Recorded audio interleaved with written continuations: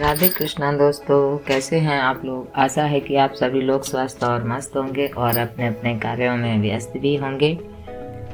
अगर आप पहली बार हमारे साथ जुड़ रहे हैं तो प्लीज़ सब्सक्राइब करके बेल आइकन प्रेस कर लीजिएगा ताकि वीडियो की आने वाली नोटिफिकेशन सबसे पहले आपको मिलती रहें। और अब आइए जानते हैं कि माघी पूर्णिमा जिसे बोलते हैं, हिंदू धर्म में पूर्णिमा तिथि का विशेष महत्व होता है। कहा जाता है कि इस दिन पवित्र नदियों में स्नान करने से दान और ध्यान से पुण्य फलों की प्राप्ति होती है। वैसे तो साल में 12 पूर्णिमा तिथियां होती हैं जिसमें पूर्ण चंद्रोदय होता है, लेकिन माघ महीने की पूर्णिमा का अपना अलग महत्व है। माघ महीने की पूर्णिमा को माघी पूर्णिमा कहते हैं और 32वीं पूर्णिमा के नाम से भी जाना जाता है। इस दिन लोग पवित्र नदियों में और मुख्य रूप से गंगा नदी में स्नान करते हैं। साथ ही इस दिन भगवान विष्णु की पूजा की जाती है। ओम नमो भगवते वासुदेवाय का मंत्र जाप जरूर करना चाहिए। कब है माघी पूर्णिमा ये भी जान लेते हैं। पूर्णिमा तिथि को बेहद शुभ माना जाता है। हर मास के शुक्ल पक्ष की अंतिम तिथि को पूर्णिमा तिथि होती है और उसी तिथि से नए माह की शुरुआत होती है। इस साल माघी पूर्णिमा 27 फरवरी 2021 शनिवार को है। इस दिन दान पुण्य और स्नान करने का विशेष महत्व होता है। कहा जाता है कि माघी पूर्णिमा या माघ पूर्णिमा के दिन चंद्रमा अपनी पूर्ण कलाओं के साथ उदित होता है। माघ पूर्णिमा का शुभ मुहूर्त क्या है ये भी जान लीजिएगा। माघ पूर्णिमा के दिन शुभ मुहूर्त में पूजन और ईश्वर का ध्यान करना अति उत्तम माना जाता है। इस साल माघ पूर्णिमा का शुभ मुहूर्त इस प्रकार से है। तिथि आरंभ हो रही है 26 फरवरी 2021 शुक्रवार को दोपहर 3:49 से।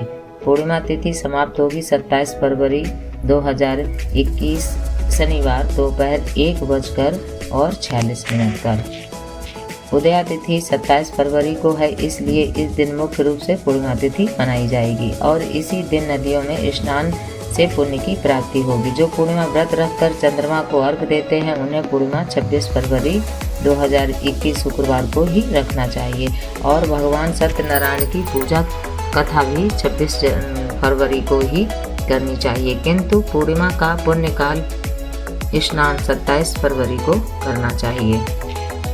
कहा जाता है कि इस दिन पवित्र नदी जैसे गंगा में स्नान करने से और दान पुण्य करने से मोक्ष की प्राप्ति होती है। इस वजह से माघी पूर्णिमा के दिन काशी, प्रयागराज और हरिद्वार जैसे तीर्थ स्थानों में स्नान करने का विशेष महत्व बताया गया है। हिंदू मान्यता के अनुसार माघ पूर्णिमा पर स्नान करने वाले लोगों पर भगवान विष्णु मुख्य रूप से प्रसन्न होते हैं और उन्हें सुख, सौभाग्य और धन धान्य से परिपूर्ण करते हैं तथा मोक्ष की प्राप्ति भी होती है।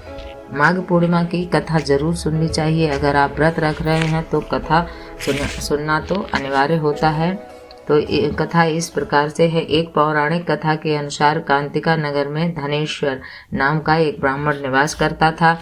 वह अपना जीवन निर्वाह दान पर करता था। ब्राह्मण और उसकी पत्नी के कोई संतान नहीं थी। एक दिन उसकी पत्नी नगर में भिक्षा मांगने गई, लेकिन सभी ने उसे बांझ कहकर भिक्षा देने से इनकार कर दिया। तब किसी ने उससे 16 दिन तक मां काली की पूजा करने को कहा।